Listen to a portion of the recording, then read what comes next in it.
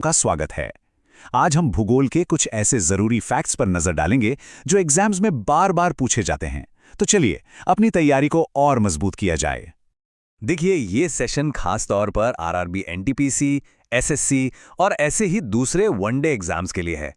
हम उन्हीं सवालों पर फोकस करेंगे जो अक्सर आते हैं, ताकि तैयारी एकदम पक्की हो। तो फिर शुरू किया जाए। सबसे पहले बात करते हैं भारत के कुछ सबसे जरूरी ज्योग्राफिकल फैक्ट्स की।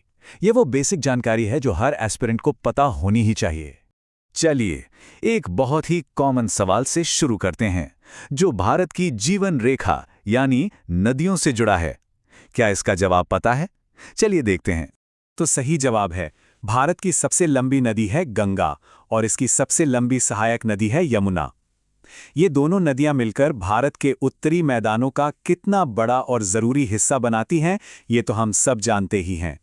अच्छा, पानी की बात चली रही है तो कुछ और रिकॉर्ड्स भी देख लेते हैं।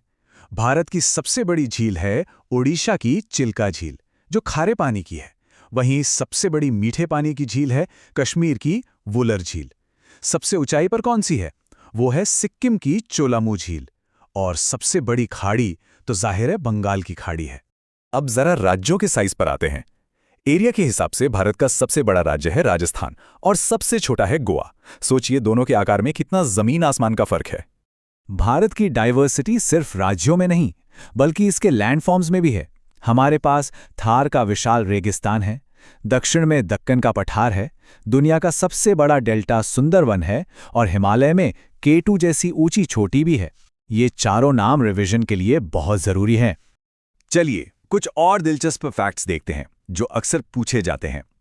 भारत में सबसे लंबी कोस्ट लाइन गुजरात राज्य की है। सबसे ऊंचा वाटरफॉल कर्नाटक में जोग फॉल्स है। देश की सबसे ठंडी जगह लद्दाख में द्रास है। और हां, सूरज की पहली किरणें अरुणाचल प्रदेश पर पड़ती हैं। देखिए, ज्योग्राफी सिर्फ पहाड़ और नदियां नहीं है। भारत के विकास में बहुत बड़ा रोल प्ले करने वाली सबसे लंबी नदी घाटी परियोजना है भाखड़ा नांगल, जो कि इंजीनियरिंग का एक शानदार नमूना है। मिट्टी और फसलों का कनेक्शन तो एग्जाम्स का एक फेवरेट टॉपिक है। तो याद रखिए, काली मिट्टी, जिसे रेगुर मिट्टी भी कहते हैं, वो कपास यानी कॉटन की खेती के लिए बेस्ट होती है। चलिए अब भारत से आगे बढ़ते हैं और दुनिया पर एक नजर डालते हैं। इस सेक्शन में हम वर्ल्ड के कुछ सबसे बड़े और जरूरी ज्योग्राफिकल फैक्ट्स को समझेंगे। दुनिया का सबसे बड़ा देश है रूस। जरा सोचिए, अभी हमने भारत के सबसे बड़े राज्य राजस्थान की बात की थी और रूस उससे कई गुना बड़ा है। इससे स्केल का अंदाजा लगता है। अच्छा, ये एक बहुत जरूरी फर्क है, इसे याद रखना है। दुनिया की सबसे ऊंची चोटी है माउंट एवरेस्ट, जो नेपाल में है। लेकिन जब भारत की सबसे ऊंची चोटी पूछी जाए तो वो है K2। एग्जाम में इसको लेकर कोई कंफ्यूजन नहीं होना चाहिए। आइए इसे एक साथ देख लेते हैं। दुनिया का सबसे ऊंचा पर्वत माउंट एवरेस्ट, तो भारत का K2। दुनिया की सबसे लंबी नदी नील, तो भारत की गंगा। इस तरह कंपेयर करके याद रखना बहुत आसान हो जाता है। अब बात करते हैं विशाल महासागरों की।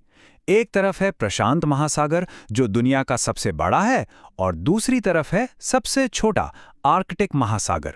ये दोनों एक्सट्रीम्स याद रखने जरूरी हैं।